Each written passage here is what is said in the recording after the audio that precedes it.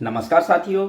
आज एक बहुत ही महत्वपूर्ण टॉपिक को लेकर फिर से मैं आप लोगों के सामने उपस्थित हूँ। साथियों, जो मेरा आज का टॉपिक है वो उत्तराखंड के अंदर स्वास्थ्य विभाग के 1564 पदों के सापेक्ष जो वेटिंग लिस्ट आ रही है, उसमें जो वेटिंग लिस्ट है उसके लिए डिग्री धारक महिला कैंडिडेट्स को जो है लगभग 36 महिला डिग्री धारक कैंडिडेट्स को डॉक्यूमेंट वेरिफिकेशन के लिए 28 सितंबर 2024 को बुलाया गया था। 28 सितंबर 2024 को 36 लोगों को बुलाया गया था। कितने लोगों को जो है सिलेक्शन, कितने लोगों को मिलना है इसमें, इस पर जो है बात करनी है। दूसरा, कितने लोग पहुंचे और दोबारा जो है डॉक्यूमेंट वेरिफिकेशन के लिए फिर से डेट क्यों दी गई, इन सवालों को लेकर आज मैं आप लोगों के साथ जो है डिस्कस करने वाला हूं। सबसे पहले बात करते हैं कि 36 लोगों को बुलाया गया है और कितने लोग ऐसे हैं जो पहले से उपस्थित है जिनका डॉक्यूमेंट वेरिफिकेशन डिग्री धारक फीमेल कैंडिडेट्स में हो रखा है। तो लगभग 8 कैंडिडेट्स ऐसे हैं जिनका पहले से जो है डॉक्यूमेंट वेरिफिकेशन हो रखा है और 13 लोगों का टोटल वेटिंग लिस्ट में नाम आना है, जिसमें से 8 लोगों का पहले से डॉक्यूमेंट वेरिफिकेशन हो रखा है। 5 लोगों को जो है और सेलेक्ट करना है, इसके लिए 36 लोगों को बुलाया गया है। लगभग इन 36 लोगों में से 28 सितंबर 2024 को आखिर कितने लोग पहुंचे? तो साथियों, इन 36 लोगों में से मात्र 8 लोग जो है वो डॉक्यूमेंट वेरिफिकेशन में जो है पहुंचे हैं 28 सितंबर 2024 को। अब जब 8 लोग पहुंचे, लेकिन सिलेक्शन उसमें से कितने लोगों का सिलेक्शन होना है? 5 लोगों का होना है। 1 अक्टूबर 2024 को फिर से जो है जो छूटे हुए कैंडिडेट हैं, जो रह गए हैं, उनको फिर से डॉक्यूमेंट वेरिफिकेशन के लिए बुलाया गया है। ये पहली बार ऐसा हो रहा है कि अगर डॉक्यूमेंट वेरिफिकेशन में कोई नहीं पहुंच पा रहा है तो उसके लिए दूसरी डेट दी जा रही है। इससे पहले ऐसा नहीं हुआ। खैर, कोई बात नहीं, अच्छी बात है। ज़्यादा से ज़्यादा लोगों का सिलेक्शन हो जाए, ये बहुत अच्छा है कि उतना कंपटीशन मेडिकल कॉलेज के लिए कम हो जाएगा। एक चीज़ और कहना चाहूँगा साथियों, जितने लोगों को भी डॉक्यूमेंट वेरिफिकेशन में बुलाया जा रहा है या फिर जितने लोगों का भी सिलेक्शन स्वास्थ्य विभाग के 1564 पदों पर हो चुका है या फिर वेटिंग लिस्ट में होगा, उनको मैं एक चीज़ कहना चाहता हूँ, आप लोगों को ज्वाइन करना चाहिए। अगर आप ज्वाइन नहीं करते हैं तो आप लोगों को याद होगा, माननीय उच्च न्यायालय का एक फैसला आया था जिसमें साफ साफ लिखा गया है, जिनका सिलेक्शन स्वास्थ्य विभाग के 1564 पदों पर हो चुका है उनको मेडिकल कॉलेज में उनके आवेदनों को निरस्त कर दिया जाए, क्योंकि वन टाइम सेटलमेंट के तहत ये भर्ती हो रही है। इसलिए जिनका सिलेक्शन या फिर वेटिंग लिस्ट में जिसका नाम स्वास्थ्य विभाग के 1564 पदों में आ जाएगा, ऑटोमेटिकली उनका नाम जो है मेडिकल कॉलेज के लिस्ट से हट जाएगा। इसलिए मेरा आप सभी से निवेदन है, कोई भी ऐसी गलती ना करें कि वो स्वास्थ्य विभाग में ज्वाइन ना करने के बजाय मेडिकल कॉलेज में ज्वाइन करने की सोच रहा हो, तो ऐसी गलती ना करें, वो स्वास्थ्य विभाग में ज्वाइन कर लें। कहीं लालच में आप ना उधरी के रहे ना इधरी के रहे, ऐसी कंडीशन आपके साथ ना हो। इसलिए मेरा आप लोगों से निवेदन है कि आप लोग, अगर स्वास्थ्य विभाग में आप लोगों का वेटिंग लिस्ट में नाम आता है तो आप तुरंत वहाँ पर ज्वाइन कर लें। इससे क्या होगा, आप एक तो सुरक्षित हो जाएंगे। अगर मान लीजिए आपने वहाँ ज्वाइन नहीं किया और मान लीजिए यहाँ से भी जो है आपका नाम हटा दिया जाता है, रिजेक्ट लिस्ट में आ जाता है, तो फिर आप क्या करेंगे बताइए? आपके पास तो कोई ऑप्शन बचेगा ही नहीं। इसलिए मेरा आपसे निवेदन है कि आपका अगर वेटिंग लिस्ट में सिलेक्शन हो रहा है, वेटिंग लिस्ट में अगर आपका नाम आ रहा है, तो आप वहाँ तुरंत ज्वाइन करें। दूसरी बात साथियों, एक चीज़ और, जो 8 लोग थे उनके खिलाफ, जो 8 लोग स्वास्थ्य विभाग के 1564 पदों पर जो हमारे सीनियर्स द्वारा जो है आरटीआई के माध्यम से खुलासा किया गया था कि ये फर्जी प्रमाण पत्रों के आधार पर इन्होंने जो है चयन प्रक्रिया में सम्मिलित हुए हैं, इस भर्ती प्रक्रिया में सम्मिलित हुए और उनका चयन भी हो गया है, उनके खिलाफ जांच चल रही है। जांच कब पूरी होगी ये भी एक विषय है, और कब उनको बाहर किया जाएगा, कब उनकी जगह वेटिंग आएगी, ये बहुत बड़ा विषय है साथियों।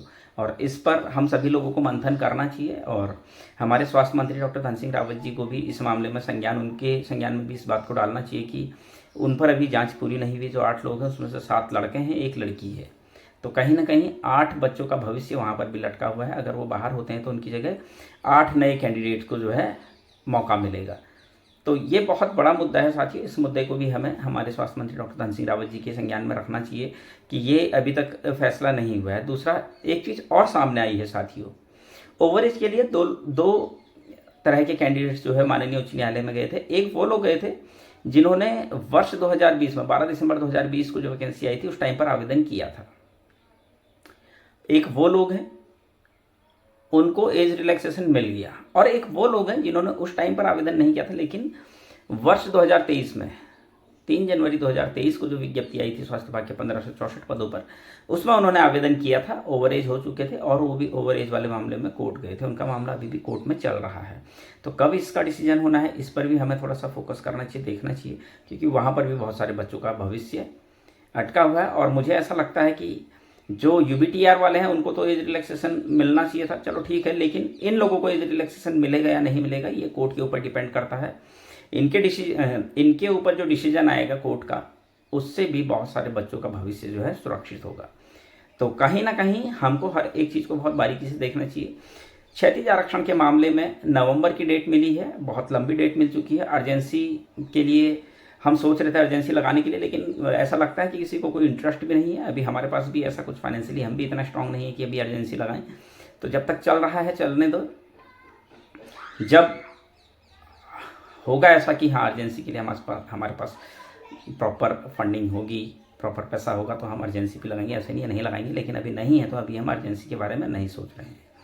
दूसरा साथियों, एक बात और कहना चाहता हूँ, मेडिकल कॉलेज के 1455 पदों पर अभी तक रिजल्ट नहीं आया है, ना ही इसका जो रिजेक्ट लिस्ट है वो आई है। आखिर कितना समय और लगेगा, ये बहुत बड़ा विषय है। अभी तक जिस तरीके से हमारे स्वास्थ्य मंत्री डॉक्टर धन सिंह रावत जी ने कहा था कि सितंबर माह तक जो है ज्वाइनिंग दे दी जाएगी, लेकिन कहीं ना कहीं क्या हो रहा है कि उनकी जो बातें हैं, उनकी बातों को कहीं ना कहीं कोई ना कोई अनदेखा कर रहा है। हमारे स्वास्थ्य मंत्री जी लगातार काम तो कर रहे हैं, लेकिन कोई ना कोई उनकी बातों को अनदेखा कर रहा है, जिससे क्या हो रहा है, उनकी जो भी कमिटमेंट होती है जनता के प्रति, वो कमिटमेंट कहीं ना कहीं डिले हो रही है। इस पर भी हमें थोड़ा फोकस करना चाहिए और मंत्री जी से मिलना चाहिए कि अभी तक जो है स्वास्थ्य विभाग के मेडिकल कॉलेज के 1455 पदों पर जो है रिजल्ट अभी जारी नहीं हुआ है, ना ही जो है रिजेक्ट लिस्ट जारी हुई है। आखिर कब तक जो है रिजेक्ट लिस्ट जारी होगी, उसके बाद कब तक रिजल्ट जारी होगा, कब तक हमें नियुक्ति मिलेगी, एक बहुत बड़ा विषय है साथियों। इस पर सभी लोगों को मंथन करना चाहिए और जरूरी भी है। दूसरी बात साथियों, 480 पदों पर आज की डेट में कोई बात नहीं कर रहा है। क्यों बात नहीं कर रहे हैं समझ में नहीं आ रहा है। ये 480 पद जो मंत्री जी लगातार कोशिश कर रहे हैं। देखिए किसी भी, अब वो लगातार देखिए मेडिकल कॉलेज में हो गया, चाहे स्वास्थ्य विभाग में लगातार भर्तियाँ निकाल रहे हैं। कहीं ना कहीं उनको भी वो प्रस्ताव बनाते हैं, उसके बाद उनको भी कैबिनेट में उस प्रस्ताव को ले जाना होता है। इतने लोगों की सहमति, इतने लोगों का विश्वास जीतना होता है, इतने लोगों की परमिशन उसमें चाहिए होती है। वो सब कुछ करने के बाद अगर हम फिर ढीले पड़ जाते हैं, अगर हम उस पर कुछ नहीं कर रहे हैं कि हाँ सर कब ये वैकेंसी निकल रही है, और लगातार हमें भी इस पर काम करना चाहिए। जैसे हमारे स्वास्थ्य मंत्री जी लगातार काम करें, इसी तरीके से हमको भी काम करना चाहिए। किसी भी मुद्दे को डिले नहीं होने देना चाहिए। अदर स्टेट के जो कैंडिडेट हैं, फिरोज़ खान और जो दूसरा कैंडिडेट है, उसके खिलाफ अभी तक कोई भी माननीय उच्च न्यायालय में नहीं गया। उन दोनों को आधार बनाकर माननीय उच्च न्यायालय में एसआईटी जांच की मांग की जा सकती है, जो कि अभी तक नहीं हुई है। होनी चाहिए, बहुत ज़रूरी है, और इसके लिए हम सबको एक होना चाहिए। अभी साथियों मैं एक चीज़ और कहना चाहूँगा, लगातार पूरे प्रदेश में भू कानून का मामला बड़े ज़ोरों शोरों से उठ रहा है। सभी लोगों को इसमें समर्थन करना चाहिए। हमारे नरसिंह महासंघ के प्रदेश अध्यक्ष हर्ष भाई भी उसमें लगातार, हर्ष व्यास जी बड़े पूरी ईमानदारी से और पूरी कर्तव्य निष्ठा के साथ काम कर रहे हैं, और होना भी चाहिए। अपने राज्य को बचाने के लिए, अपने राज्य के मूल निवासियों के अधिकारों को बचाने के लिए हम लोगों को आगे आना चाहिए। हम लोगों को इस ऐसे जो आंदोलन है उन पर, जो उन आंदोलनों में प्रतिभाग करना चाहिए और बढ़ चढ़कर करना चाहिए। और ऐसे में कोई भी अगर ऐसे आंदोलन चला रहा है तो उनका जो है मनोबल बढ़ाना चाहिए, ना कि उनका विरोध करना चाहिए। ये बहुत बड़े मुद्दे हैं साथियों।